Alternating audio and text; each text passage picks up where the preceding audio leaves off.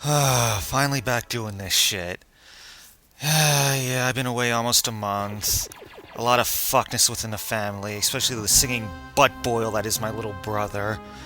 Oh well, I promised some more Star Wars videos and, well, here's one.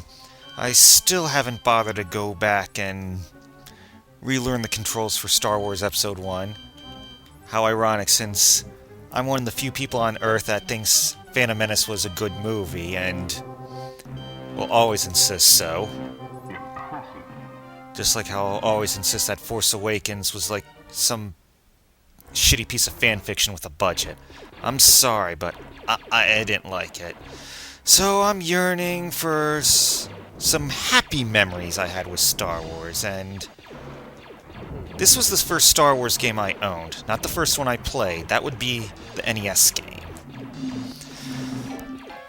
But I remember renting this and then buying it used from a Kmart, and this was my favorite part of the game. This part right here, of course, some would say it was technically rendered obsolete just a few short years later on the N64 with stuff like Shadows of the Empire, and yes, the Phantom Menace games. There was more than one for the N64, but I don't know. I'm just able to play this again and just step back in time and remember when this was the shit, when this blew people away. I mean, this came out the same year as Star Fox, for fuck's sake. I mean, 3D space battle movement, hell's yeah. Well, not exactly space, you're in a futuristic thing sliding over snow, but same thing.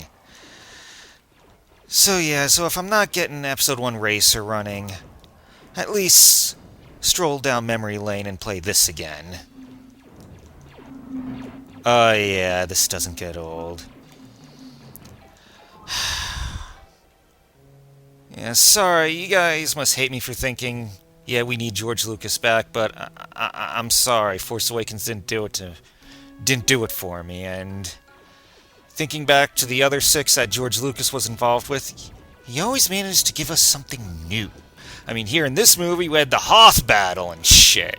I mean, that was awesome. And then the shit with Endor in the next one.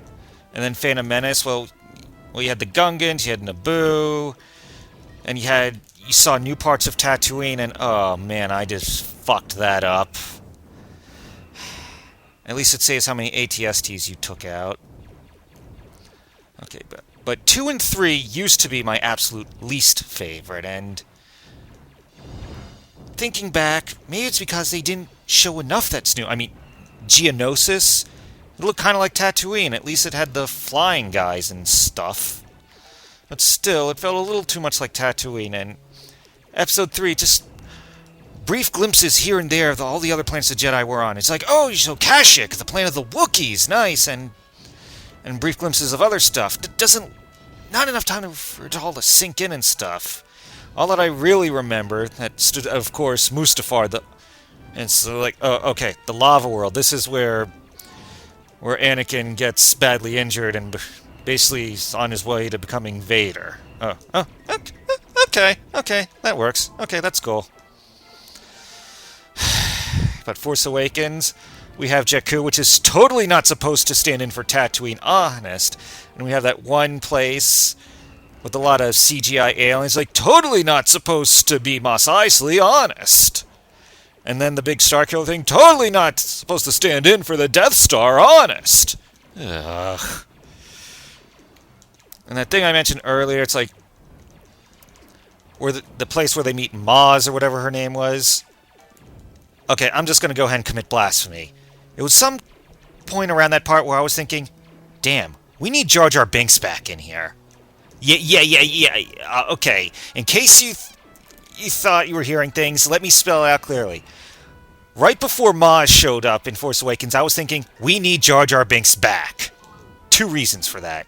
1, they just showed me a whole bunch of fucking CGI aliens. When I heard that they were going back to a lot more practical effects, it wasn't just the ships I was hoping for. It's like, just when it comes to no motion capture suits, or at least not as much, have more stuff that's actually in front of that camera. But no, a whole bunch of CGI aliens that designs I didn't really care for, just seemed unimaginative. So I was thinking, get Jar Jar Binks back in there. At least he stood out. And fuck that up again. And 2, he would have kept me awake. At that point, I was like thinking, damn, this is boring. Get on with it. Granted, I kind of felt that halfway through Phantom Menace 2 as they were setting up the pod race scene, but nowhere to that degree. So I'm sorry, I'm committing cinematic blasphemy here, but I don't care. I was just so unimpressed with Force Awakens, I was thinking, I want Jar Jar Binks back. At least he would liven things up. And I probably got 10, 20 dislikes already. Alright, 2 more ATSDs. Come on, come on, come on, come on, come on. Get him. Why are the ATSDs this much of a pain to take out? I mean, the Ewoks made short work of them. And I've got a fucking Snowspeeder. They were able to take them out with, like, logs and shit. Logs, logs. They're big, they're heavy, they're wood. Logs, logs. They're better than that. They're good. Alright, now time for the AT-ATs, and I think you know just what we gotta do. Okay, there's one. Tow cables away! L and R buttons, by the way. Yeah. Like I said, this just takes me back. Back in 1993, this shit was a big deal. I mean, just, it's like right out of the movie. Just... Come on, come on, come on, come on, come on, come on, come on. Yes! Why the hell... Okay. The AT-STs I can kind of understand, cause you did briefly see one in Empire Strikes Back traipsing through the snow. But the speeder bikes from Return of the Jedi? Why? Oh well. Alright, just turn around. Kaboom! Blammo! Awesome, you guys. Yes, I just stole one of NecroVMX's catchphrases. Alright.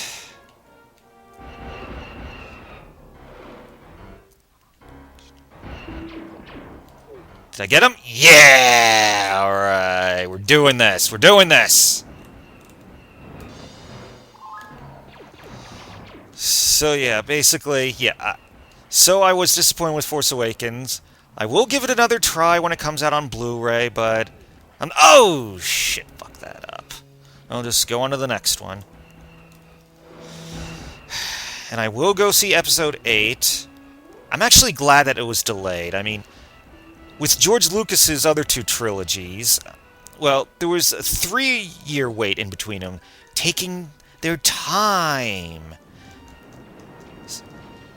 So the thought of the next big Star Wars movie taking less than 2 years, I'm like, what the fuck? So now it's going to be at least 2 years, right? So yeah, I'm a bit more hopeful. I will go see Episode 8. Because I want to prove that I'm better than all the people who've been whining about the prequels for well over a decade. Oh shit, didn't work. Alright, did I snare him? I think there's a audio cue when you make a complete pass. Yeah, I think there is. Did I get him? Yeah! And I'm almost out of life. Gimme, gimme, gimme, gimme, gimme. Where's the last walker?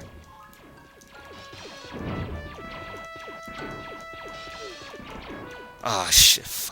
If I die now, just trying to get to the damn wall... Okay, here we go. There it is, there it is.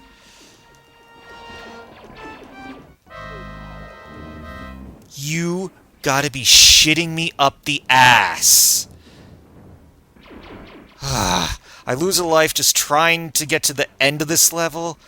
Unfucking-believable. But then again... These Star Wars games are among the hardest games for the Super NES.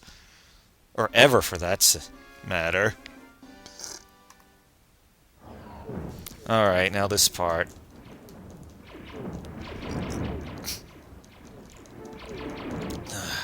This part's ridiculous. Kind Kind of reminds me of parts of the Ninja Turtles arcade game, where you got all the foot soldiers coming in on the bikes and shit.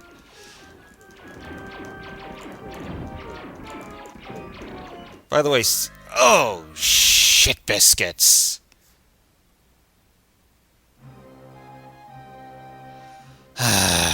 Well, that's gonna be it.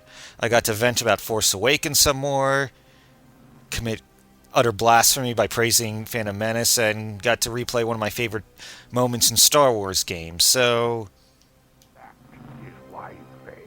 Kiss my ass, Yoda. Speaking of which... Yeah, let's do that. Oh well. So yeah, that's Super Empire Strikes Back again.